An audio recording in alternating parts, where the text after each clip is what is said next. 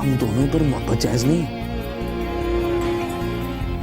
तुमने 2 दफा बेवफाई की, मतलब 2 बार फेल। मोहब्बत में 2 बार सपली आ जाए तो फिर आशिक को मस्ट अपियर होना पड़ता है। इधर अपना भी यही हाल है। बेवफाई मुझसे भी हुई है, हालांकि मेरे केस में तो मोहब्बत सिर्फ मेरी तरफ से थी।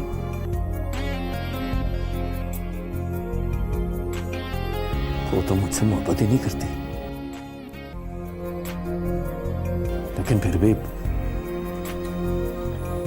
सोचता हूं मोहब्बत में अपनी हाँ काफी होती है।